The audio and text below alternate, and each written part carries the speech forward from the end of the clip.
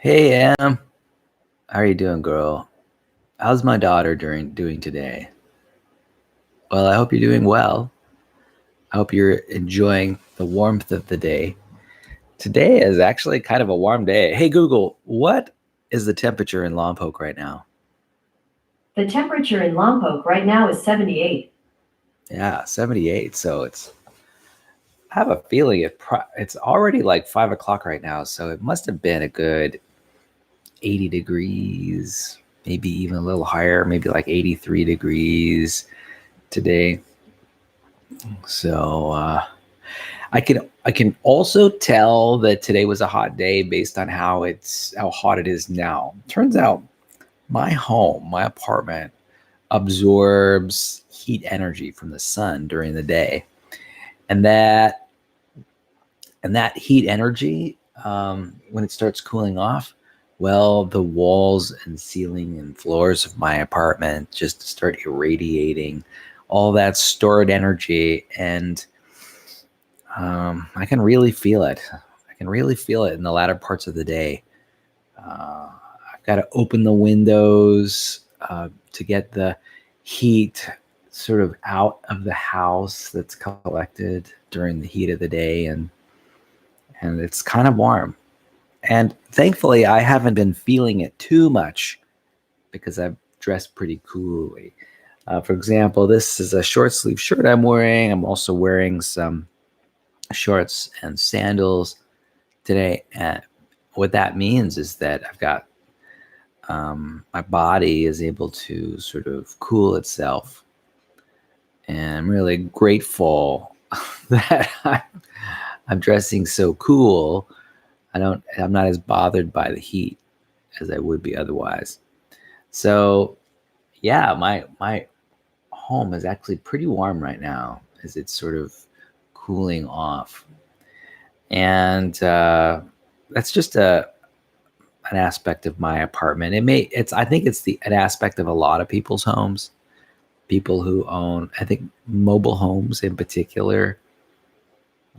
Now, people whose homes are basically underground don't quite have this problem because the earth is a certain temperature, and it's that temperature almost regardless of what the temperature is outside.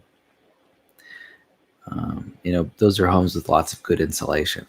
My home, not well insulated, so it changes in temperature pretty often. I did want to mention that today was the 9th of June. I'm not sure if I mentioned that earlier. That's kind of an important fact. So today's the 9th of June. It's a Sunday.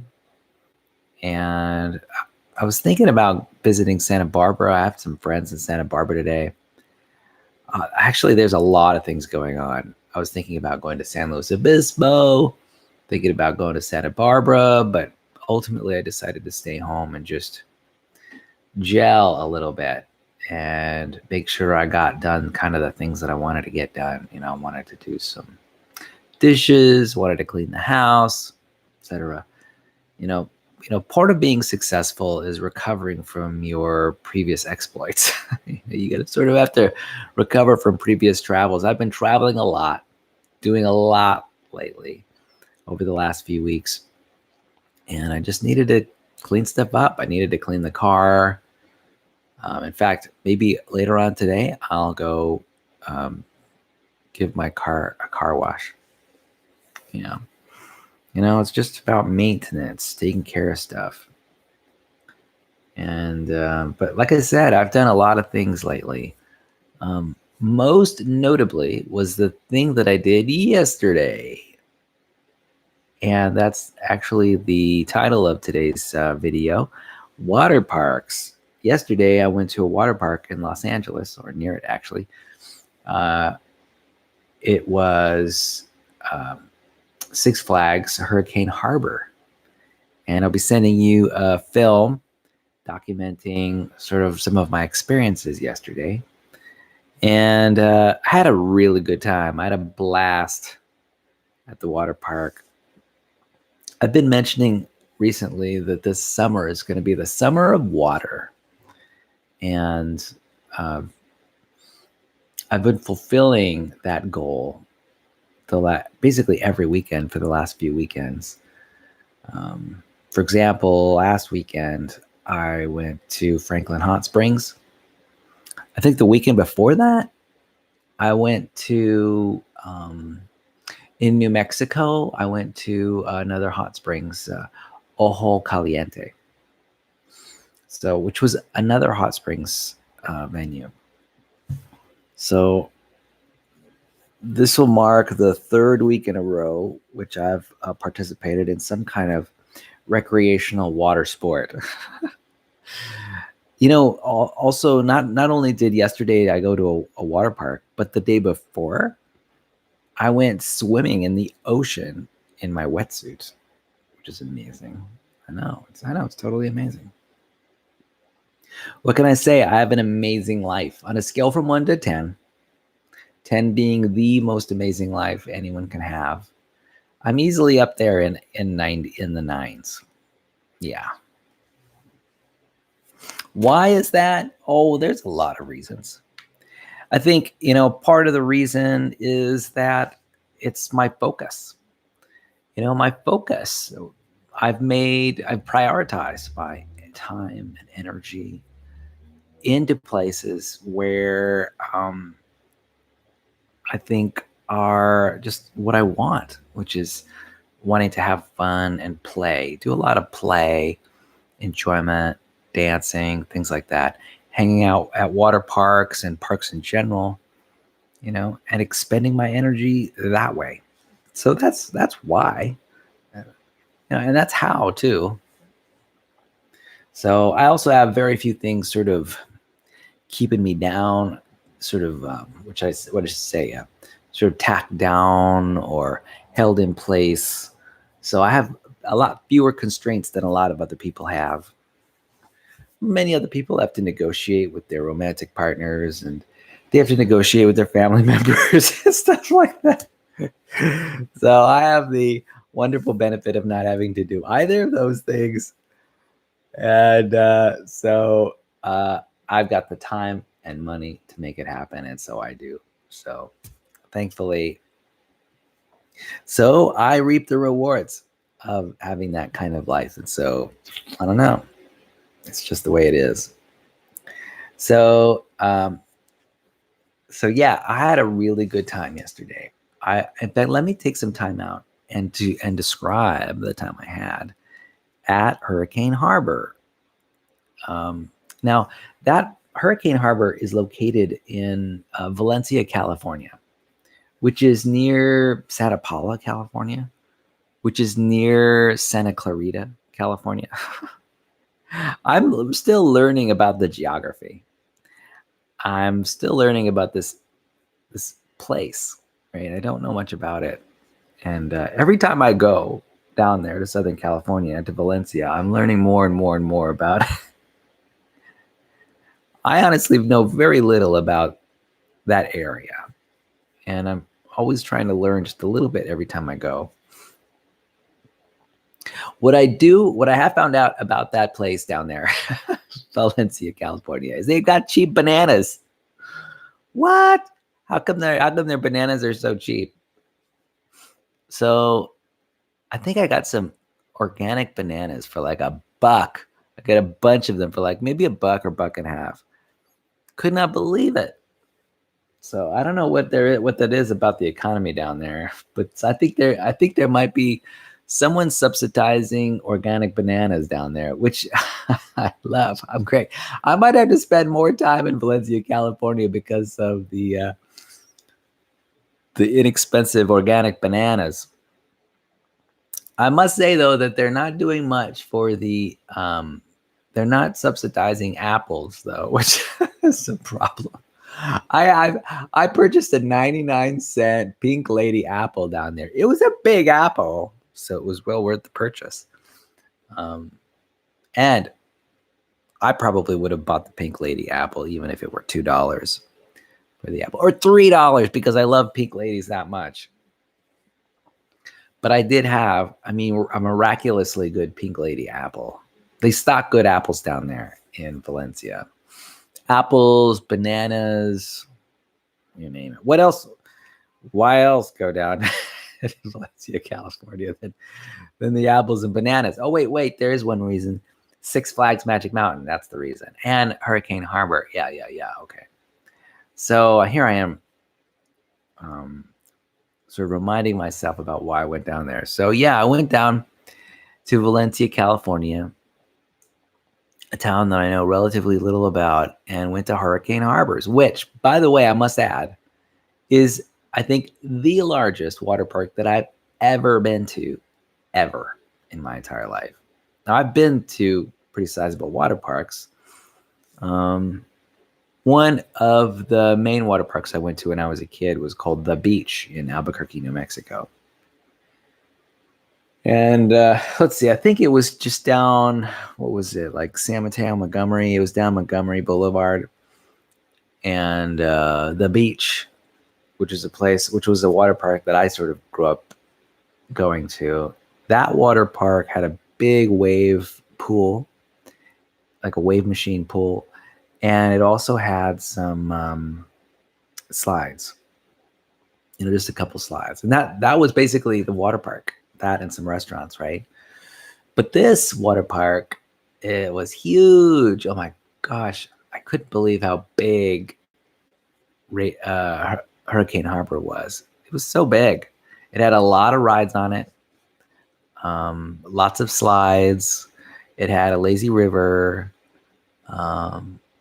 It had a wave machine pool.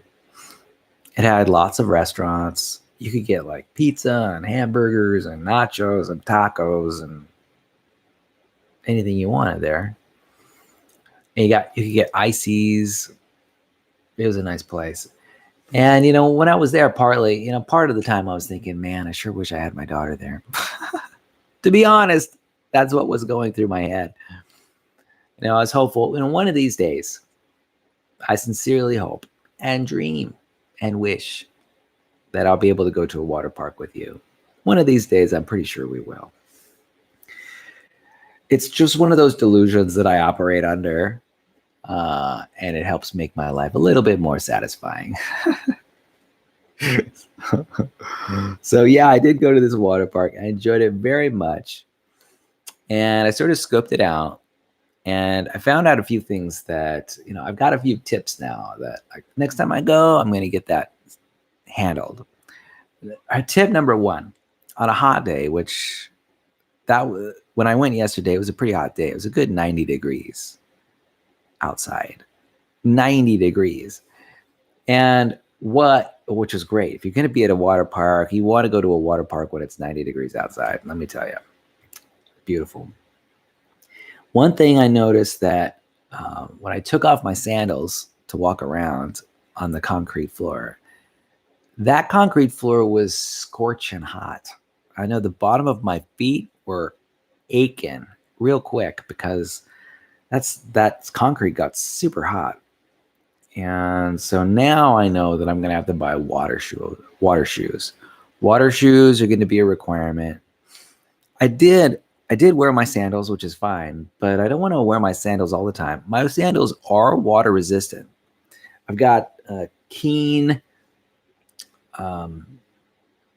sandals, and they're sort of leatherish. I think they've got a real or synthetic leather. They may be synthetic leather that are pretty water resistant. And that's the intention for these sandals, that they were designed with water resistance in mind, thankfully.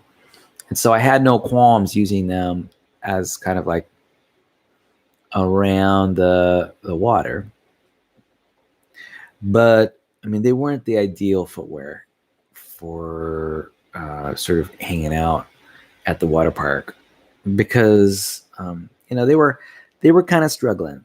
They weren't like 100% rubber, so they didn't shed the water very quickly. They were merely water resistant, maybe waterproof in some ways. But yeah, I definitely am going to need some kind of synthetic webbed water shoe in the future. And there's another reason for it. A lot of the concrete at the bottom of the pools was textured so that, people could get a grip on the floor. They wouldn't slip and slide around. But let me tell you, the bottom of my feet, personally, are actually quite sensitive to texture, particularly like the sharp texture that's on concrete. And so I'm really gonna need to wear some water shoes. In fact, I just thought the reason I closed my eyes just now is because I had a memory, and it was just merely an idea of a person slip sliding and scratching their knee on that abrasive, tacky surface. And it wasn't tacky so much as it was sort of like rough surface that water parks use for friction to so people can get their grip, to get traction on the concrete floors. I don't know. It's just, there's no good solution to it, So I think I'm just going to have to get water shoes in the future, just so I don't, scrape up the bottom of my feet when I go to all these water parks. Because, is another idea, I intend to go to these water parks more often. I'm not going to go to the water park just once a month. I'll probably go a couple times a month, right? Maybe twice a month for the next few months, right? It's summertime. And so, yeah, I think I'm going to have to get some water shoes real quick. And I'm actually kind of in the market for water shoes right now. If you want to know, if you're interested in that fact, I'm looking for water shoes. So Emily, if you've got any kind of information about water shoes that might be available, I'm all ears. I want to know what are the best water shoes out there, because I'm going to be going to water parks more in the future. In fact, I've got this idea to go to the biggest water park in Southern California, or maybe I think the biggest water park in California. It's in San Dimas, and I think it's called Raging Waters. And I have just heard that this huge water park is 55 acres large, which is a huge amount of area. I've never even, in fact, for me to even dream of a water park that's that large, to me, is a stretch. I mean, is it even possible for a water park to be that large? I don't know. I hear that there are many, many like water slides and other things. So I don't know. I'm definitely going to have to go check it out. San Dimas is a city near Los Angeles. It's in the Los Angeles greater area, I think. And so I got to find it, track it down, see how much it costs, figure out when I can go. Thankfully, it's not that far away. I mean, how far away could it be? Maybe 3 hours, 3.5 hours. So anyway, I'm pretty psyched. Like I mentioned, this summer is going to be the summer of water. And I just have to find time and energy to go to it, to hit Raging Waters. Absolutely. I need to figure out how much it costs to go. But once I factor all those logistical issues in, I think I want to go. Why not go to the largest water park in California? Why not? That sounds to me like a lot of fun. So I don't know. I'm pretty excited. Now you might be asking why this focus on water? Honestly, I don't know. I have no idea. It's just something I'm interested in. It's people have these, what I'd call intrinsically motivated. It's intrinsic motivation. And I think part of being a happy person is sort of exploring, examining that inner, whatever is that inner drive, that inner desire, and acting to satisfy it, so long as it doesn't hurt anybody or anything like that. I think that it's important to sort of recognize your intrinsic motivations. I mean, I think what happens in the world today is that people are rather extrinsically motivated. And I think that's the cause of a lot of problems in our society, like low morale, low passion, low energy, um, lack of motivation. I think it's a big problem. I think it's a big problem. It relates to even the obesity epidemic. It relates to depression in our society. I think it relates to anxiety in our society. Here's the thing. If people only did things that they were intrinsically motivated to do, imagine what that would mean in the world. I mean, if I have an interest in going to a water park and somehow,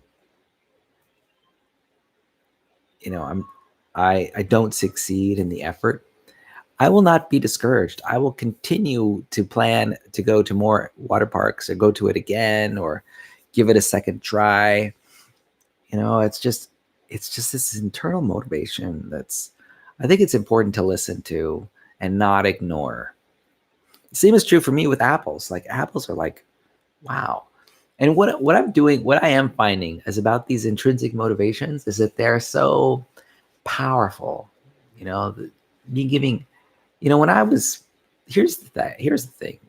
When I was married, there's when you're always negotiating with a partner about time and logistics, what happens is you end up compromising a lot. Sometimes you don't listen to the radio stations that you want to listen to because, well, maybe your musical style is different from their musical style. And so, you compromise.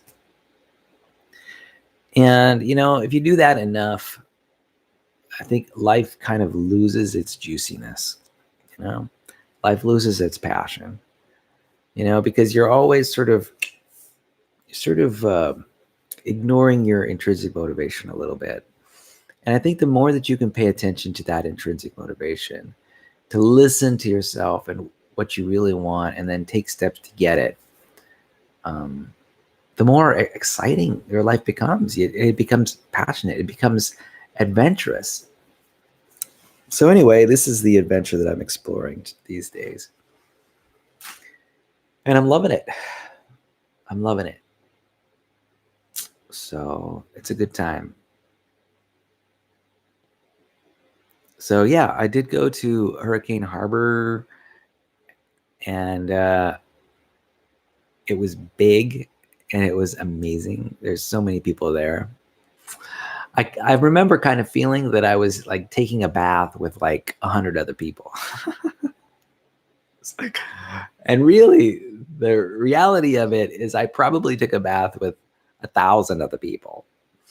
And how often does anybody do that, really? In fact, the true reality, I don't know how many people showed up at Hurricane Harbors that day, but I have a feeling it was more than 1,000 people. It could have easily been 2,000 people,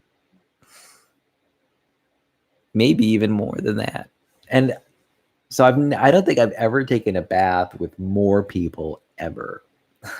Even as a swimmer, I enjoy swimming, and I swim in pools all the time. And when you sort of acknowledge that you're sharing the water with hundreds of other people. But now I'm having to acknowledge that I've shared the water with thousands of other people. Whoa, which is amazing.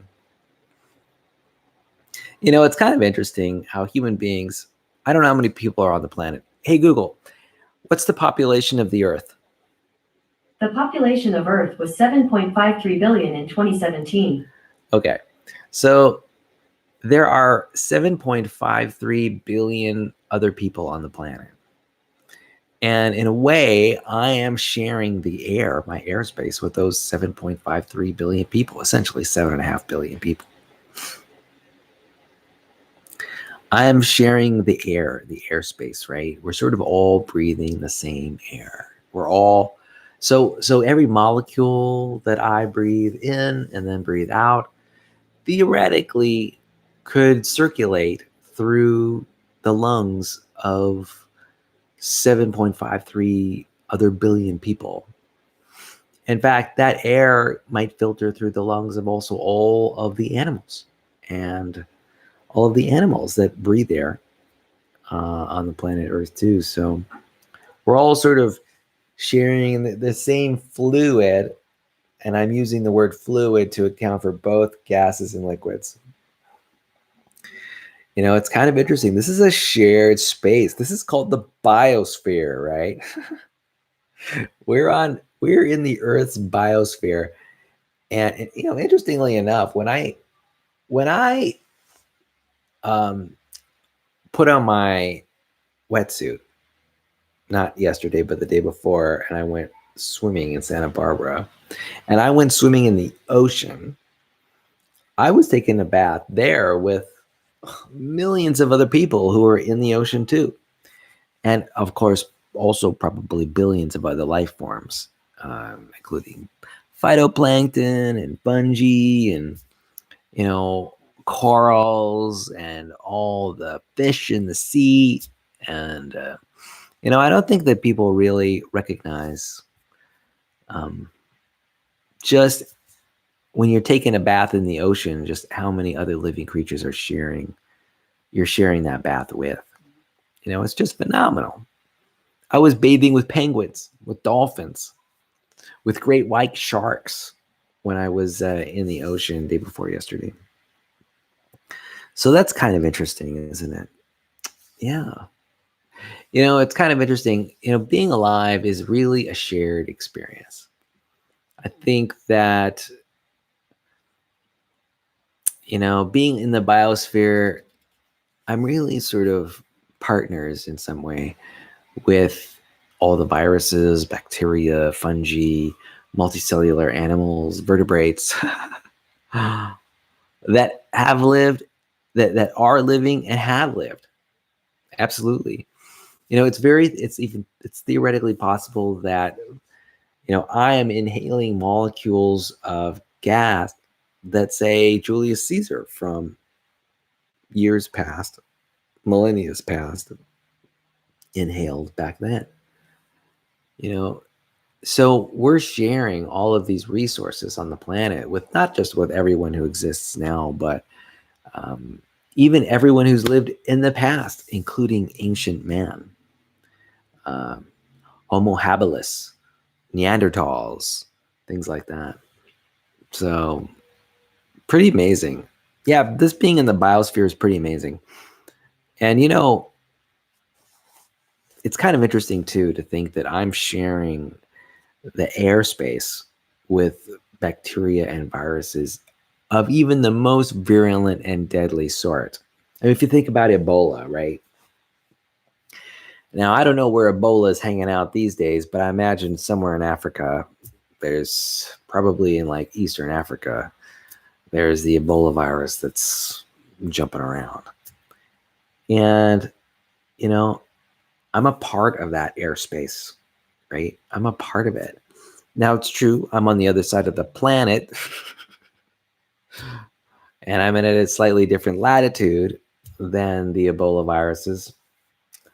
But there's not much really that's separating me from the Ebola virus, except for just a few thousand miles of airspace. It's pretty interesting, really. Yeah. So I was talking about water parks, how I was bathing with 1,000 other people. And honestly, I had a really good time. On a scale from 1 to 10, in terms of my enjoyment level at the water park, I think it was easily an 8. It may have been an 8.5, which is pretty high. I mean, I don't go to water parks all the time. Now, I have had a more enjoyable time at water parks. I went to a water park last year in Paso Robles, and I had a fantastic time. I easily had a time that I would score as a 10, a level 10 out of 10.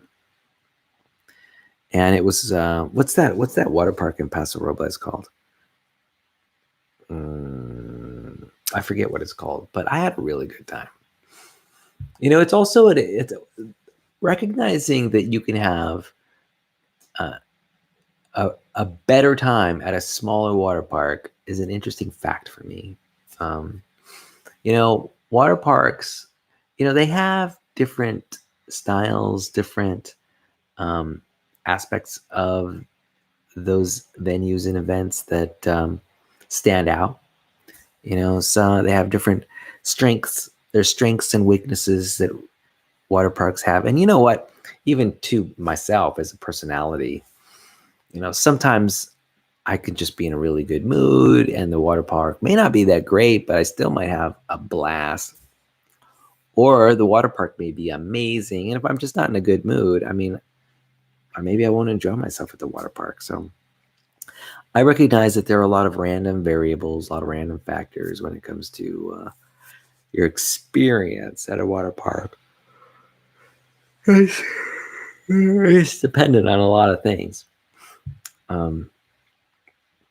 But anyway, I did have a really good time. And I had a bean burger there for dinner, which was really enjoyable. And I had some barbecue potato chips. Great food at that place. Yeah. So you may or may not know this, but I have an annual pass to Six Flags Magic Mountain. And it has already paid for itself in spades. And it's only been half the year is up. So the question is, am I going to get another annual pass next year? Yeah. If you ask me today, if I'm going to get another annual pass next year for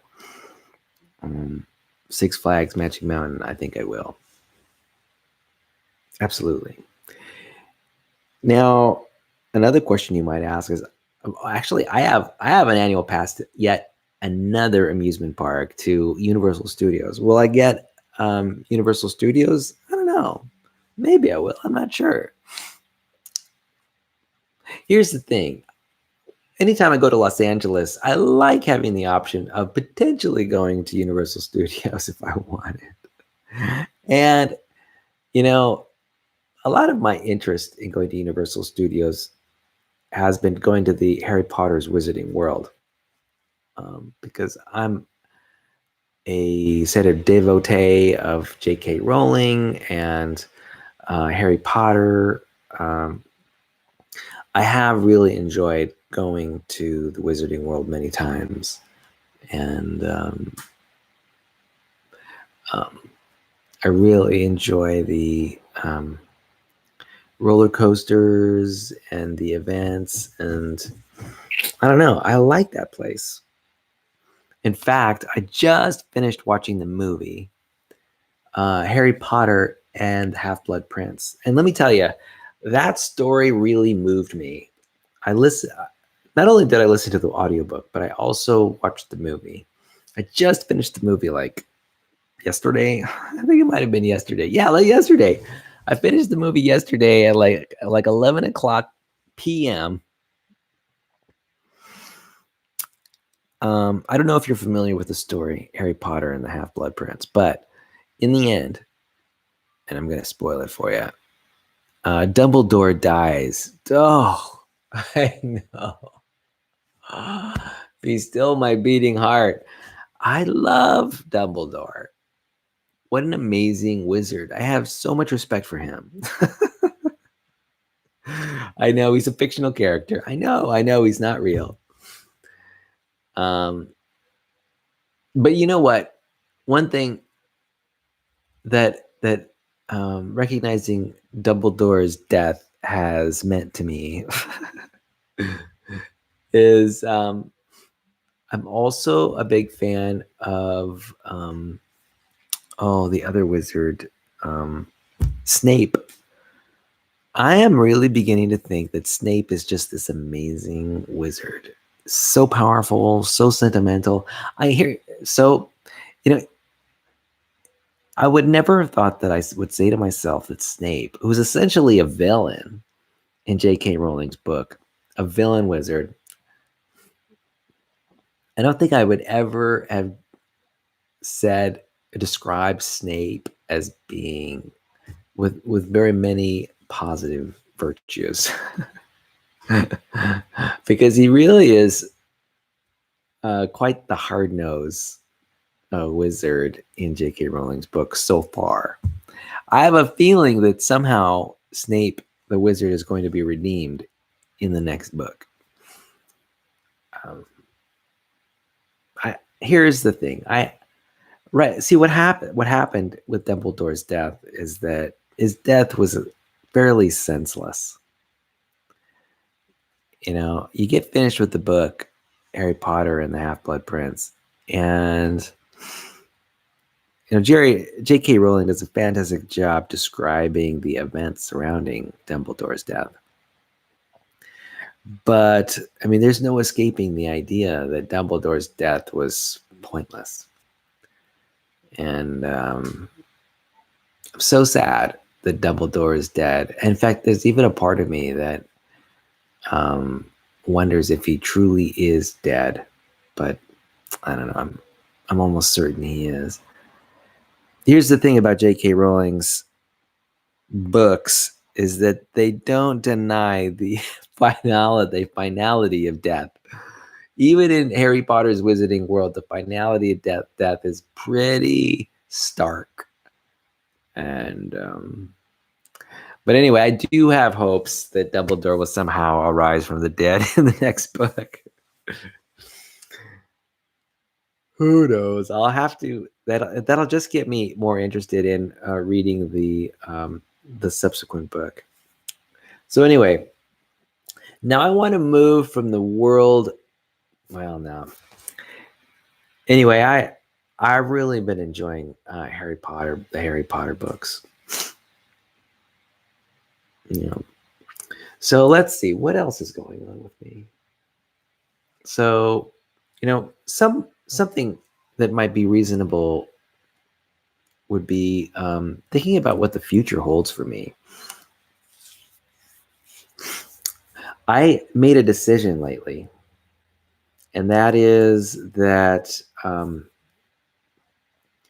I am going to be traveling to Albuquerque, New Mexico for my 30th year high school reunion. August 10th is when it is. I think I'm going to be driving instead of flying out there on an airplane. Yep, I know. It's risky to do that. Especially my car has a lot of miles on it. It's got 306,000 miles on it. And there's a little bit of intrepidation. I'm not too worried about it, really. Rather, I've had car trouble on a lot of trips before and just got through the trips no problem. So I'm not too worried about that. But it's been a long time since I've been on a long road trip. I think that's really the source of my trepidation. And it doesn't bother me so much. I think I'm going to have the time I need to do the driving I need to do to get from Lompoc to Albuquerque to go to my 30th high school reunion. So I'm pretty excited about that. I can't wait to visit with all my friends from high school and see how they're doing 30 years on. You know, a lot of these people I just turned 48 years old. You know, if most people were like 18 when they graduated from high school, 30 years on means that everyone's going to be about 48 years old. They're all going to be about a half a century old. They're all going to be about 50 years old. And so it'll be really interesting to just sort of look at sort of the cross section of the group and see how we're all doing collectively. Now, the fact is, I'm doing great. So I think that partly, you know, I want to know what doing great means. You know, the people who are successful, who are successfully aging, I want to know what that looks like. I want to know if, who knows, maybe I have exaggerated or inflated ideas of what it means to age well. And, I have a feeling that there will be a lot of people who aren't doing just that, who are aging really well. And I want to know about what it is they're doing, and I want to learn about it, since we basically had the same jumping off point, you know? We were all 18 years old in Albuquerque, New Mexico. We all graduated from Del Norte High School. We all had that single point, right? The single jumping off point that we shared. And that's not we were each, I'm sure, on different trajectories along that point. But I think that was a pretty significant point. In fact, I think it was a really significant point. And so, anyway, I'm really curious to know how the other folks are doing. I'm not able to sort of get a sense of what they're doing because on using Facebook, because not everyone's on Facebook. Not everyone's a regular contributor to Facebook feeds.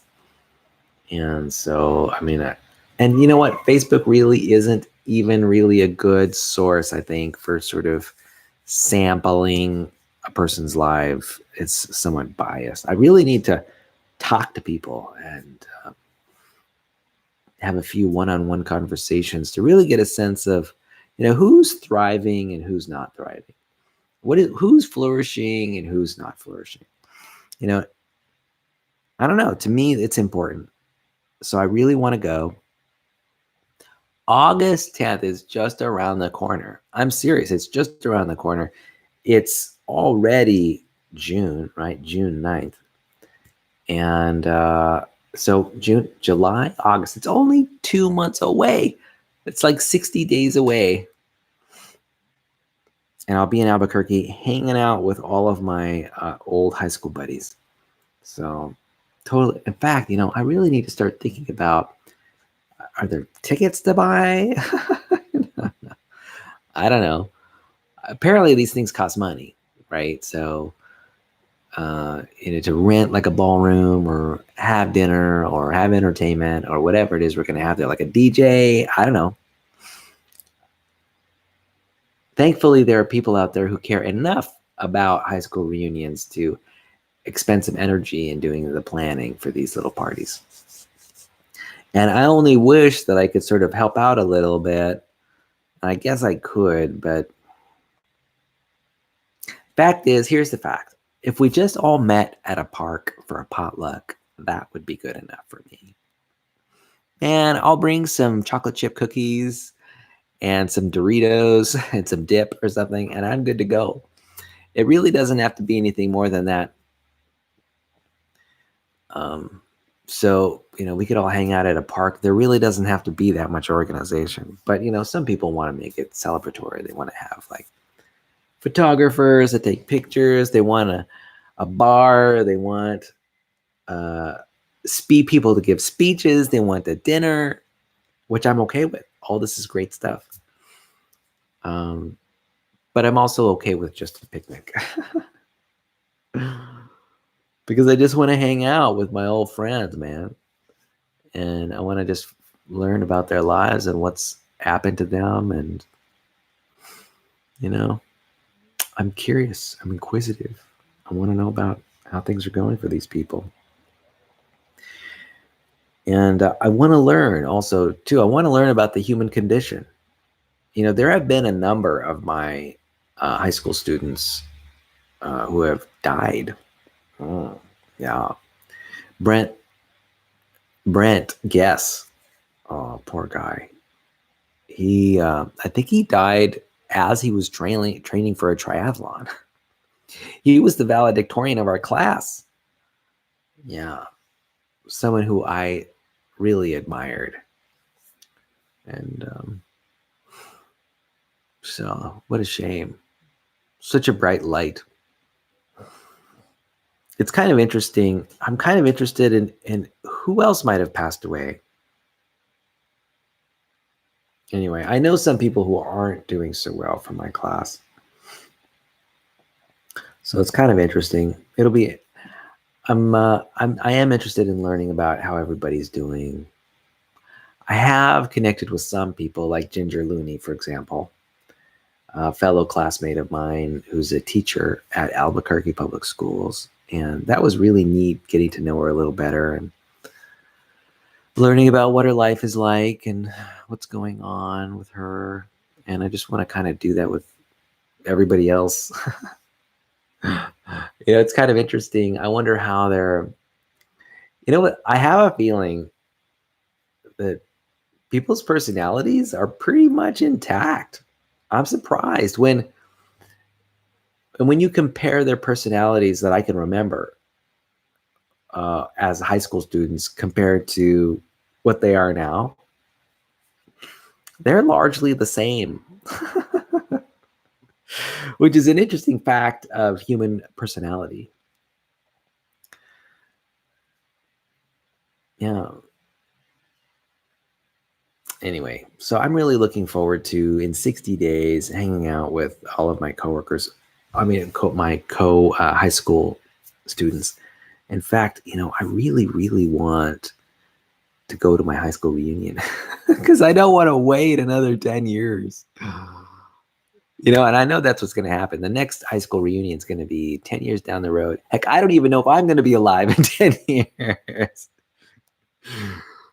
I'm going to be 58 years old. No kidding. No way. Yeah, I'm serious. I can't believe it. I mean, when I contemplate, here's the thing. I can't even contemplate being that old. Okay, I want to stop aging right now. I'm done with aging. No more. I've gotten old enough. Thank you very much. Do I want to get any more years older? No. I want time to freeze right now. Now is a perfect time for freeze. If there was a remote control on the button of life, I would definitely press pause right now. It's okay, let's press pause. Press pause. Darn it. It doesn't seem to be working. Oh, and if I had like this elixir that I could drink and would stay alive forever because of having drunk it, I would definitely drink it right now.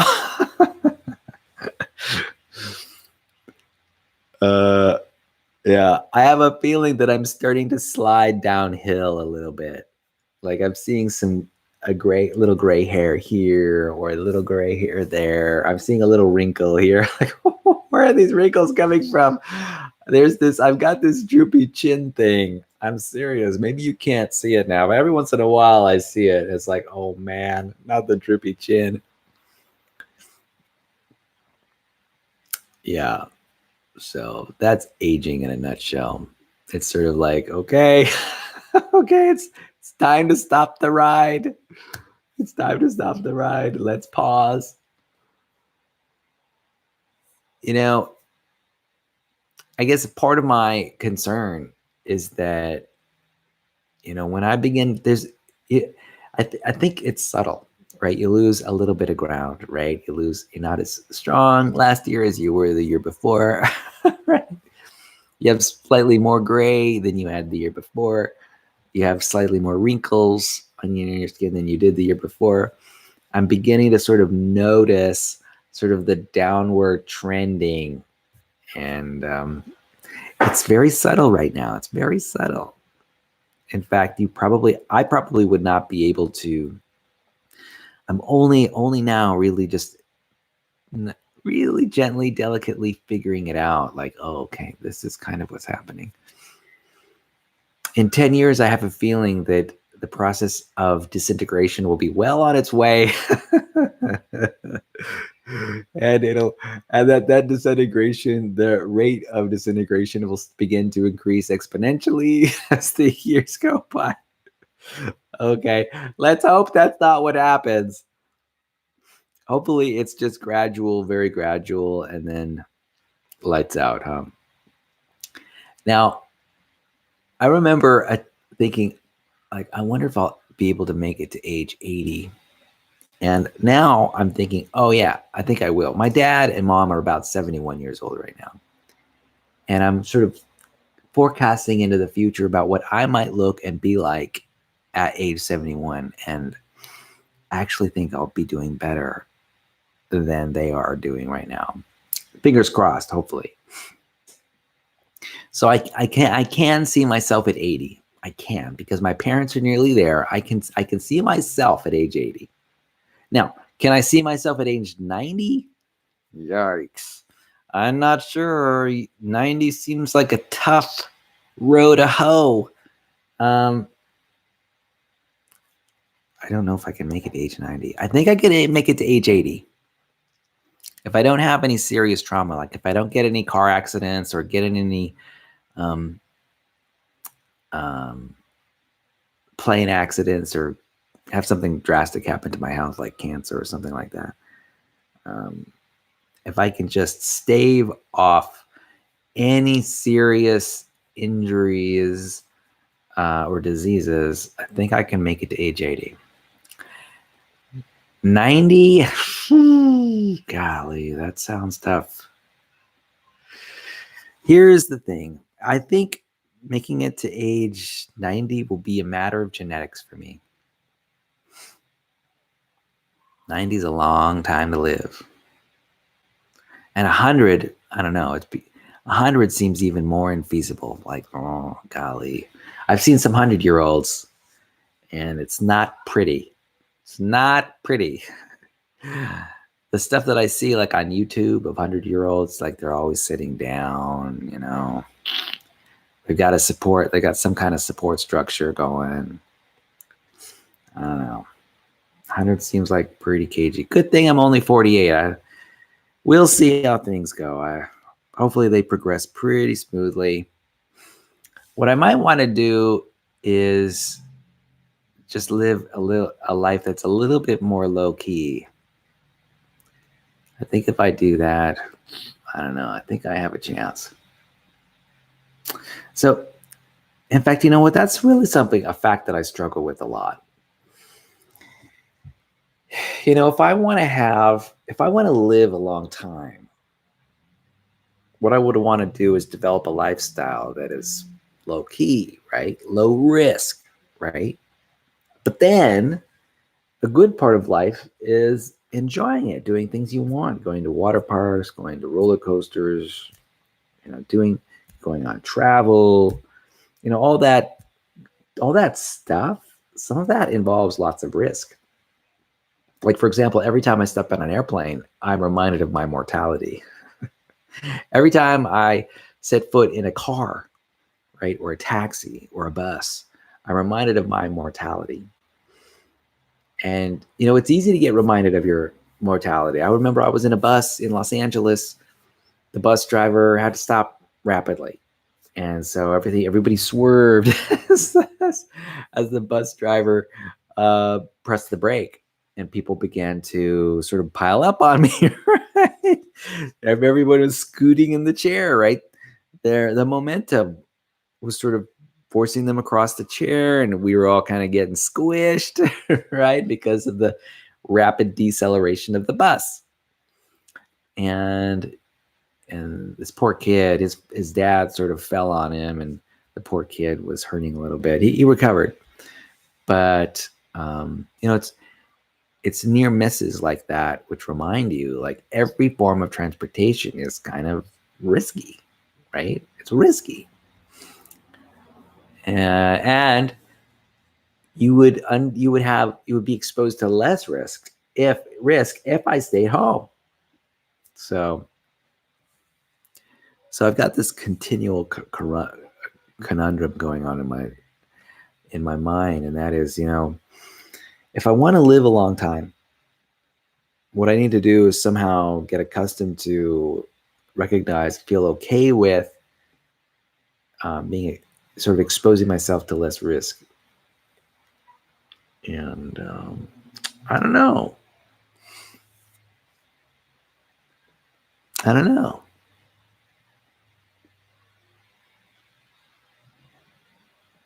It's a tough nut to crack. How do you have a life that's fulfilling and dynamic and passionate, and one that's low risk at the same time? You know, it's hard to sort of pull those two ideas together. I mean, somehow I'm going to have to figure out a way. The great thing about what's happening in our culture right now is that there is a culture of self-care, which is just permeating our culture, and things are getting safer. People are spending a lot more time at home. They're not exposing themselves to huge risks, right? We're not going on, explorations to the North Pole or to the South Pole. And for the most part, the wars that we have going on in the world are not that deadly, so long as you're smart enough to stay out of the war zones. Not that everyone can, of course, but thankfully, the wars on the planet are not. I mean, they're deadly. In the hot spots, they probably are more lethal than they ever have been before in the hot spots. So if you're going to be in a hot spot, you better be prepared to be snuffed out instantly. But if you can stay outside the borders of those war zones, there's a pretty good chance you'll stay alive. At least that's my impression. So it's probably easier than it's ever been to avoid risk in the world today, which is wonderful. But I don't know. I guess it's something I'm gonna have to think about. It's a trade-off, right? How much risk am I willing to accept? I don't know. How much risk am I willing to accept? Every time I step out of my door, I'm exposing myself to risks and cutting my life short. How willing ought I to be to step out of my door? I don't know. It's about meaning creation. In a way, it has to do a lot with my thoughts, my thinking. It has a lot to do with psychology. What is a fulfilling life to me? And what am I willing to do what kind of calculated risks am I willing to perform or to take in order to have a meaningful life? I don't know. Meaningful lives are really nothing more than a narrative. Yeah. Anyway, Emily, thank you for spending some time with me as I've sort of mused around and explored ideas around risk reward, explored ideas related to Harry Potter, explored ideas related to water parks, and explored ideas related to high school reunions and things like that. I hope you're having a fantastic summer break. I care about you having a good time during the summer. I want it to be as relaxing and recuperating for you as possible. And I'm curious if there's you're going to be going on any travel, or doing any kind of summer camp type activities. I'd be really interested in learning about that, because I'm interested in where you're focusing your attention, so that I can focus my attention there too, and we can do it together. It will be something that we can do together and enjoy as partners. So I hope you have a wonderful day today, and I hope you have a wonderful day tomorrow. And I love you. I hope you have a fantastic night. Bye-bye. Good night.